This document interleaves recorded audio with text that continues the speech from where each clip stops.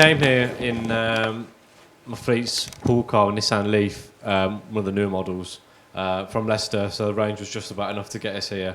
Parking was parking's fine obviously, but actually getting EV parking, that's what I was pleased to see. You got transport for Greater Manchester's preferred contract for new EV infrastructure, because we used that map and whatnot, and the first NCP car park we got to was full.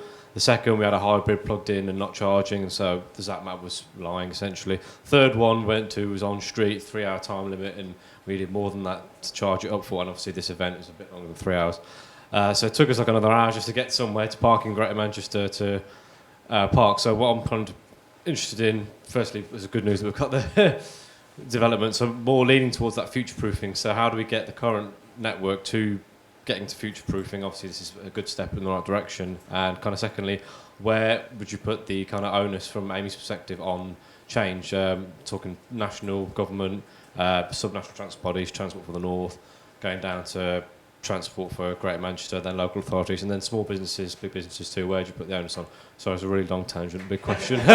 Cheers. So in terms of, I guess, the first question around where we put infrastructure, how we can kind of solve that battle and your problem, I guess, with having to go to 2, 3, 4 different car parks and it not being fit for purpose. I think that's kind of crucial where you've got that data-led solution, so you can start to identify those sites that get that usage and kind of have those use cases. And then it's a case of understanding, and it kind of comes back to that power question earlier as well.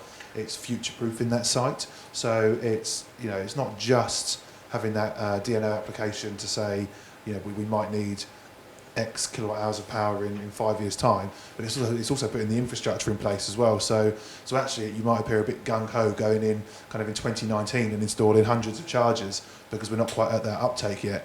But what it does do is it starts to give drivers that confidence and that ability to charge, and starts to kind of battle those issues that you say where you've got one bay and it's occupied. Separately to that as well, depending on the use case, something we're exploring, there's a real good business model for hubs, so for EV charging hubs, and actually when you can start to bring in other mobility services as well, it becomes quite attractive.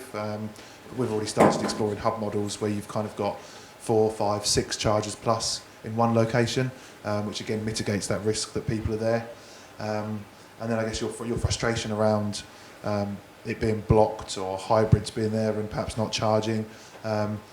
Again, it comes back to the data piece, but it's intelligent solutions. So it's looking at automatic bay monitoring. Can we start to kind of manage who parks there and kind of automatically notify authorities if people that shouldn't be parked there are parked there? And that probably then leads quite nicely into your question about the responsibility of local authorities, of government, of transport bodies. And actually, I think there's great credit to be had in a partnership between public sector and private sector. I think what the private sector do particularly well is that innovation, is that kind of the data-led solutions, is bringing those kind of really good solutions to market. But we absolutely need the support of the authorities and government, because otherwise it becomes fragmented. So I think the biggest areas they can support are pushing on interoperability, because it's incredibly frustrating for an EV driver to have to register with 6, 7, 8 different membership schemes for different charge point operators. You should, like mobile phones, you should be able to have access and coverage anywhere you go. And it's then that enforcement around kind of how do we tackle people parking and blocking up bays, and how else can we incentivise people to move? How can we encourage that EV uptake? And I guess the third piece comes back to the social inclusion. It's making sure that all of those areas are covered and that people aren't left behind because people are attracted in areas that are kind of rich with Teslas.